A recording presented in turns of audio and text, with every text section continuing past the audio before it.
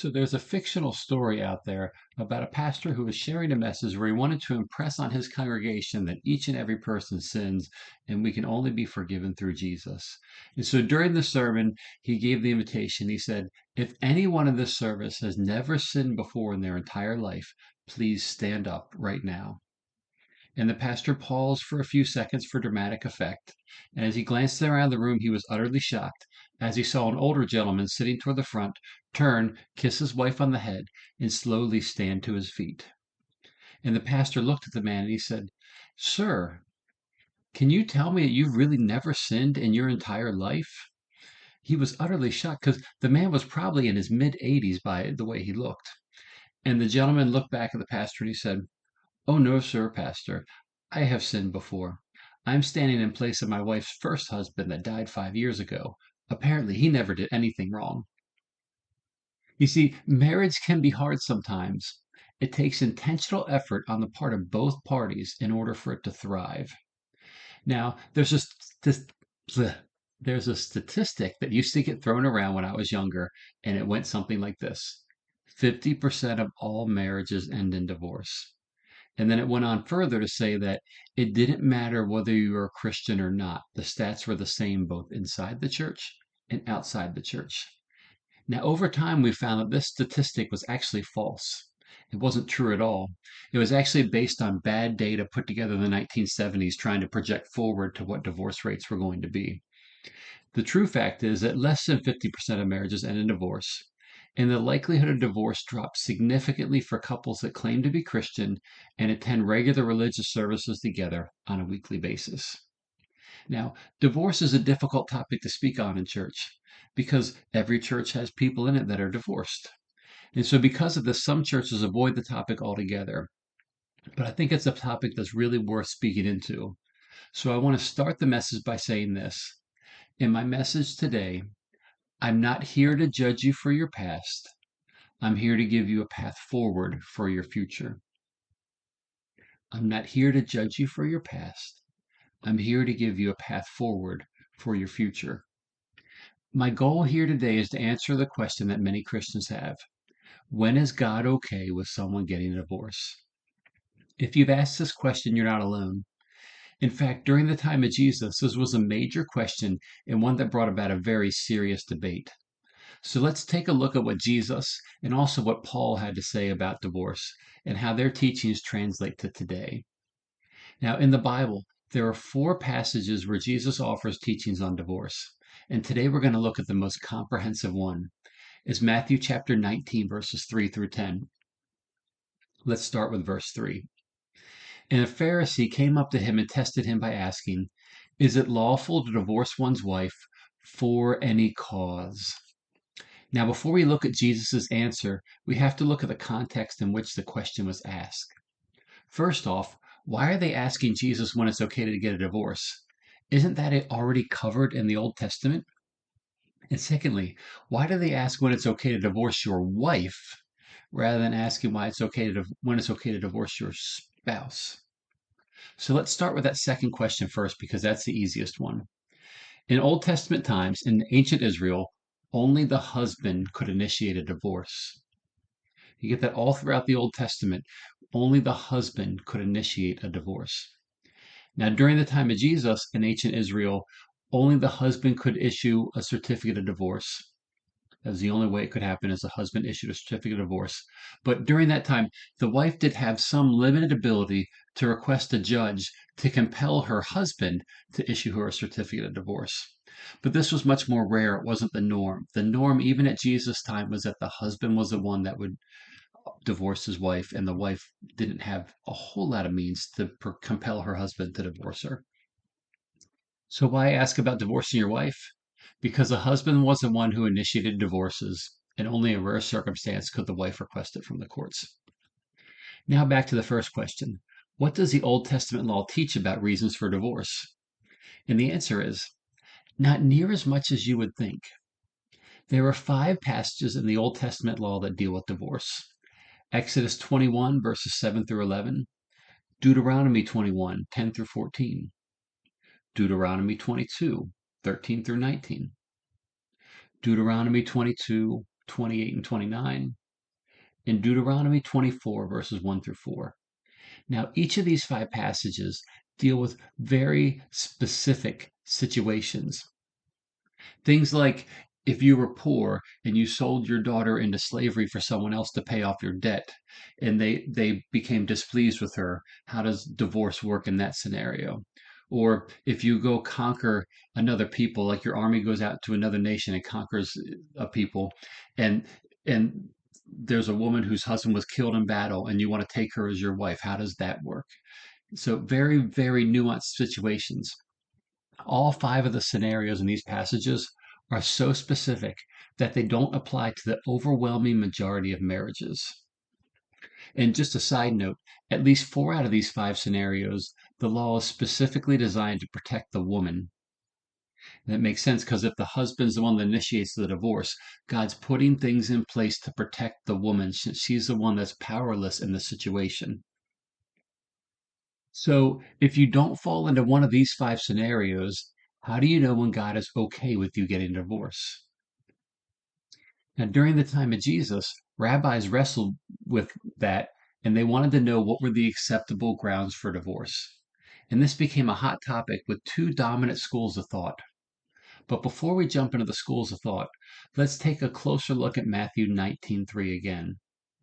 And Pharisees came up to him and tested him by asking, is it lawful to divorce one's wife for any cause? That's the key words here, for any cause. And there's two very popular rabbis from the generation before Jesus, Rabbi Hillel and Rabbi Shammai.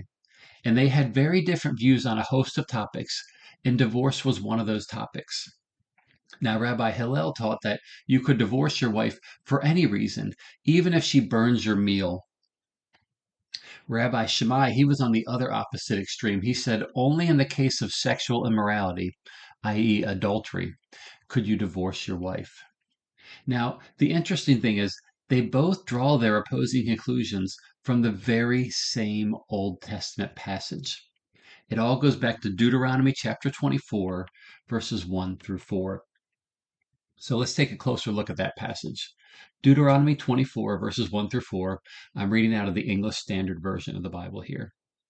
When a man takes a wife and marries her, and then she finds no favor in his eyes, because he has found some indecency in her, and he writes her a certificate of divorce, and puts it in her hand, and sends her out of his house, and she departs out of his house. And if she goes and becomes another man's wife, and the latter man hates her and writes her a certificate of divorce and puts it in her hand and sends her out of the house, or if the latter man dies who took her to be his wife, then the former husband who sent her away may not take her again to be his wife after she has been defiled, for that is an abomination before the Lord. And you shall not bring sin upon the land of the Lord your God is giving you as an inheritance. So as you can see, this passage is intended to deal with a very specific situation. It's not intended for divorce in general. It deals with remarrying your first spouse after they've married a second spouse and then either been divorced by them or that second spouse has passed away. And the nuances of what's going on here is more than we can get into today. It'd be a great side discussion to have some other time. But the debate that was going on during Jesus' time focused on two words in verse 1. And that is this. It says, when a man takes a wife and marries her, if she then finds no favor in his eyes, he has found some indecency in her. So that word, those two words, some indecency, that's where the interpretation that Rabbi Hillel and Rabbi Shammai hang their interpretations on, is those two words. So for Rabbi Shammai, he focuses on the word indecency. And the Hebrew word indecency is literally erva. Erva. In the literal sense, erva means nakedness. So when Noah planted a vineyard and got drunk and fell asleep naked in his tent, and then his son Ham came in the tent and saw his nakedness, or he saw his erva. So the word literally means nakedness, and it can also be used along with the Hebrew word galah to imply sexual intercourse. We see this in Leviticus 18, where it gives a law of all the things where sexual practices are outlawed to the people of Israel. We have, don't have sex with your father, don't have sex with your mother, don't have sex with your sister. The Hebrew is literally gala erva, don't uncover their nakedness. That's literally what's being said here. So it can mean nakedness, and it can be combined with gala, be figurative towards sexual relations. But the word indecency also has some figurative meanings as well. It can mean disgrace, blemish, shame, or uncleanness. So Rabbi Shammai, he concludes that the word is being used in the literal sense. And since he concludes it's being used in the literal sense, divorce can only be done in a case of adultery. Now, Rabbi Hillel is interesting. He focuses on the word some instead of the word indecency. So his bigger focus is on the word some, since it's some indecency. And the word some is a very broad word. So he concludes that a husband could divorce his wife for pretty much any reason, even if she does something as simple as burning his meal. And since Jesus was a rabbi, they wanted him to reveal which school of thought he aligned with. Do you side with Hillel, or do you side with Shammai? Can a man divorce his wife for any reason? Or can he only divorce his wife in the case of adultery? And here's what Jesus has to say, starting in verse 4. It says, He answered, Have you not read that he who created them from the beginning made them male and female, and said, Therefore man shall leave his father and his mother, and hold fast to his wife, and the two shall become one flesh. So they are no longer two flesh, but one. What therefore God has joined together, let no man separate. See, in Jesus' initial response, he doesn't side with either rabbi. He simply answers, Don't get divorced. What is his reasoning? His reasoning is that when two people are married and they have sex, they are now one in God's eyes. God is the one that joined them together. And since God has joined them, man should not separate them. Now, the Pharisees were not satisfied with his response, so they pressed him further. See verse 7, where they said to him, Why then did Moses command one to give a certificate of divorce and to send her away? And Jesus answered them, Because of the hardness of your hearts, Moses allowed you to divorce your wives, but from the beginning it was not so. You notice the passage that the interpretation came from, it doesn't actually command a certificate of divorce. It's simply evidence that a certificate of divorce was used during that time. But Jesus' response was not that Moses commanded divorce at all, but that Moses allowed divorce. And basically, the idea is they were going to do it anyway. So God chose to put some regulations in place. And like we said earlier, a lot of these regulations were put in place specifically to protect the women who had no say in the divorce. Then Jesus goes on in verse 9 to say, And I say to you, whoever divorces his wife except for sexual immorality and marries another commits adultery. What's he saying here? He's saying a piece of paper may make you divorced in human eyes, but God still sees you as one. God still sees you as married. And the only exception he offers is sexual immorality or adultery. So on the surface, Jesus appears to side with Rabbi Shammai. So why adultery? Why is that such a big deal? Why is that like the one reason that Jesus gives that you can get divorced? That's because marriage is instituted by God and it's a covenant between two people. When someone commits adultery, they've actually violated the covenant relationship. So when they violated the covenant relationship, they have broken the covenant, giving the other person a means where they can walk away if they want to. Now notice in that instance, divorce is not commanded, but it's allowed. It's allowed because the covenant has been violated by the other person. And then in verse 10, the disciples said to him, If such is the case of a man and his wife, it's better not to marry. So if you think Jesus' teaching on the matter is a bit extreme, you're in good company. His own disciples were shocked at how stringent Jesus' teaching was regarding divorce. Now, God doesn't want his people to get divorced, but he allows it in the case of adultery. And then 20 to 25 years later, the apostle Paul weighs in on the matter of divorce. And we read this in 1 Corinthians chapter 7, verses 10 through 16. It says, "To the married I give this charge, not I, but the Lord. The wife should not separate from her husband. But if she does, she should remain unmarried or else be reconciled to her husband, and the husband should not divorce his wife. To the rest I say, I, not the Lord, that if any brother has a wife who is an unbeliever, and she consents to live with him, he should not divorce her." Now, just a quick note where Paul's saying that the one thing comes from the Lord and the other thing comes from him and not the Lord. He's not saying that this next part isn't divinely inspired. What he's basically saying is he's got teachings from God he's teaching on for the first part. The second part are teachings that he's put together himself. But we know that all scripture is divinely inspired, and so we know that what he's sharing here now still carries the full weight of scriptural authority. And he goes on to say in verse 13, "If any woman has a husband who is an unbeliever, and he consents to live with her, she should not divorce him. For the unbelieving husband is made holy because of his wife, and the unbelieving wife is made holy because of her husband. Otherwise, your children will be unclean, but as it is, they are holy." Now, that particular verse, there's a whole lot going on there. He's not implying that if you're saved and your spouse is not, then them and your children are automatically saved. There's a whole nother discussion to have here at another time. But he goes on to say in verse 15, "But if the unbelieving partner separates, let it be so.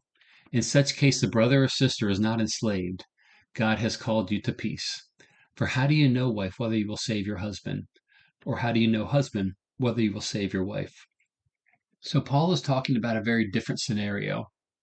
And it looks very different because he's writing to the church in Corinth. And the church in Corinth had many Gentiles in it. And in Roman culture, either party could initiate a divorce, and the other party didn't have to agree. Under Roman law, which is a law that the Gentiles were governed by, according to Roman law, it required continual mutual intent to remain married. You catch that? Continued mutual intent to remain married. So now we have a dilemma that didn't exist when Jesus spoke into the matter. And that is this: two non believing Gentiles get married. One of them converts to Christianity, the other divorces them because of it. The believing spouse has no say in the divorce, whether they're a man or a woman, because either the husband or wife could initiate it, and the other party didn't have to agree. So in this instance, is the believer who is divorced able to remarry? And Paul's answer is a resounding yes. Now, notice that this applies not to the person who chose the divorce, but to the one who was divorced because they had no say in the matter. And this is very much in keeping with how the Old Testament law handled divorce. So, divorce and remarriage are allowed in the case of adultery, and if a believing spouse is divorced by their unbelieving spouse in a culture where that believing spouse has no say in the matter. Now, what about abuse? What do you do in the case if you're being abused physically? Well, let me just say this. I don't know any pastor, myself included, who would recommend that a person remain in a physically abusive relationship. In fact, I would argue that when you strike your spouse, you violated your covenant, and they therefore have grounds for divorce. So why doesn't the Bible speak specifically about abuse as a grounds for divorce? And the answer is, I don't know. That's one of those questions I'll put on my list to ask to God for later on when I get a chance. But in a scenario like this, I would choose to err on the side of protecting the person's safety. And so I would say that it's not right to remain in a relationship where you're being physically abused or where your children are being physically abused either. Now, why is God so strict about divorce? The reason is because God designed marriage to be a lifelong commitment between one man and one woman where the two are joined together and become one. And this bond was not designed to be separated. And when that bond is separated, there are all kinds of negative consequences that can occur. Also, in the Bible, marriage is used as a picture of a covenant relationship between God and Israel, and it's also used as a picture of the covenant relationship between God and the church. And in both of those instances, God is portrayed as the husband, and Israel, or later on the church, is portrayed as the wife, the bride. And so divorce creates a broken picture of God's design for his relationship with the nation of Israel and for his relationship with the church. So here's a big idea I want you to take away from today. The big idea is this: God's desire is for divorce to not occur at all. God's desire is for divorce not to occur at all, but God allows divorce and remarriage in very limited circumstances. Let me say that one more time. God's desire is for divorce to not occur at all, but God allows divorce and remarriage in very limited circumstances. Now, for those of you here today that are divorced, I want to reiterate again, I'm not here to judge you for whether or not you have biblical grounds for the divorce that you had. In fact, my heart just goes out to you today because I know that divorce is an incredibly difficult thing to endure, and I'm sorry that you've had to go through that. And I also want to speak today for those of you who have been impacted by divorce. Maybe you're the child of a divorced parents, or maybe you've had close friends or family members that were divorced and you were in such close proximity to them that there was impact on you in your own life as well. My heart also goes out to you. The separating of something that God has joined together has collateral damage, and I'm sorry for what you've had to endure as a result of that. Now, for those of you who are currently married, I want to give you some encouragement. Divorce should be a curse word in your home. It shouldn't be something that you threaten when you get angry, and it shouldn't be something you ever even joke about. And that's how we treat it in our home. We don't joke around like, oh, if you do this, that's the end. Like, we just don't even go there. Divorce is considered a curse word. Right? So instead, focus on building a strong marriage. And that doesn't just happen. Strong marriages take intentional effort. Another thing I want to say is put boundaries to guard and protect your marriage from an affair. There's a great book out by an author called Willard Harley, and it's called His Needs, Her Needs: Building an Affair-Proof Marriage. And he later on put out a newer edition of the book where it's called His Needs, Her Needs: Making Romantic Love Last. But the premise behind it is the same. And when Amy and I first got married, we went through probably at least 2 dozen books on marriage that we read together because we really wanted to excel in our marriage and grow and more in love for each other. And out of all the books we read, I came across 4 that I would highly recommend to anyone else who wants to know more about marriage and how to grow in their marriage relationship. And even out of those 4, this is the one I found the absolutely most helpful one. His needs, her needs. And basically, the concept is that most people don't wake up one morning deciding they're going to cheat on their spouse. The things that contribute to getting into an affair are usually much more subtle in the beginning. And the idea is that every single one of us has a love bank, and we have that love bank with every single person in our lives. And so people, when they do things that make us happy, it adds to our love bank. And when they do things that upset us or hurt us, it takes away from that love bank. And so when you fall in love with someone and get married, you get very big deposits in your love bank with that person, and you're bonded to them. And then he talks about 10 different kind of basic love needs that most people have. And he breaks down like what are your top 5 needs. And in general, there's 5 needs that are usually more specific to men and 5 needs that are usually more specific to women. But as you go through the book, you look at all 10 of these different love needs, and it can be everything from intimate conversation, sexual fulfillment, domestic support at home, different things like this, 10 different ones. And so as you go through the book, you kind of figure out what are your top 5. And the idea is that your spouse should be focused on meeting these 5 needs above all others because these are the ones that are the most meaningful to you. They make the biggest deposits. They help you fall in love and stay in love more and more with your spouse. And now what happens is in a good marriage, you're meeting those top 5 needs for your spouse. Now, if there's some level of dysfunction in your marriage, it can start because one of those needs isn't getting met.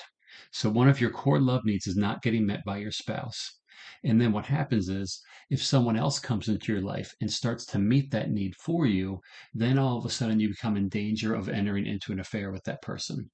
So, for example, meaningful, intimate conversation is one of your top 5 love needs, but your spouse is the strong, silent type and they don't like to talk too much. And so you don't get that deep conversation at home, but you do get that deep conversation with a coworker that you see every day. And so you start to look forward to those conversations more and more. And eventually you create a bond, and then eventually you end up in bed together. This is how affairs come about so often. And so, building safeguards in your marriage, one of the ways to do this is to safeguard how you interact with people of the opposite sex. And another way to do this is by making sure that You're filling your love tank, the love tank of your partner, by meeting those top five needs for them and focusing on them. So that is just the simple way you can work on your marriage and build your marriage and make it stronger and help to affair proof your marriage. Now, for those of you who are not yet married, I want to offer this. First, I want to say choose wisely because you are making a lifelong commitment. Choose wisely because you're making a lifelong commitment. Now, the dating period is a time for you to determine if this is someone you could really spend the rest of your life with. And so when you're in a dating relationship looking to possibly get engaged and get married, one of the things you should be doing is you should look to recognize red flags. Are there red flags? Are there things going on here where you're like, I don't want to have anything to do with that? Because let me just tell you, if your boyfriend hits you now, what makes you think he's not going to when you get married? Or if your girlfriend is domineering and controlling and kind of sucking you away from your friends and away from your family and isolating you so that your entire world revolves around her and around no one else, what makes you think that's going to change when you get married? So look out for red flags, things that are like, whoa, this is something I do not want to spend the rest of my life dealing with. And if that's the case, that's not the right person for you to be with. Another encouragement I have for you is this: avoid having sex before you're married. Avoid having sex before you're married. And that's because sex creates a bond that can cloud your vision. Now, in marriage, this is actually kind of a healthy thing because when you live with someone day in and day out every day, there are things that they're going to do that are going to annoy you and they're going to bother you. And when you have sex with the person, you start to kind of get rose colored glasses towards some of the things. Some of those annoying things, they kind of lessen at least for a time because you're just so bonded with that person right now. And so in a marriage relationship, this is good and this is healthy and this is part of what keeps you bonded together. But in the dating sphere, you're not supposed to be in that state. In the dating sphere, you want to have your eyes wide open to what are the red flags that are out there that might be telling me this is not the person I'm supposed to spend the rest of my life with. And so sex can kind of blind you to those red flags. It's much harder to recognize and walk away from red flags when you're involved in a sexual relationship with someone. So instead, use the time to see if this is the person you really want to spend the rest of your life with together. And then you have the whole time after that to enjoy sex with each other. Now, marriage takes work and it can be hard at times, but a happy, healthy marriage where both parties are focused on becoming more like Jesus and less like themselves is truly a gift from God. Let's pray. God, I thank you that you have given us this teaching. I thank you for the gift of marriage you have given us, the bond that it creates between two people, the visual picture we get of what it's like to have a relationship with you, and just the way that people spend the rest of their lives falling more in love and helping each other grow in their walk with you. God, I thank you for that gift, and I pray that we would honor and respect that gift you have given us. And I pray this in Jesus' name. Amen.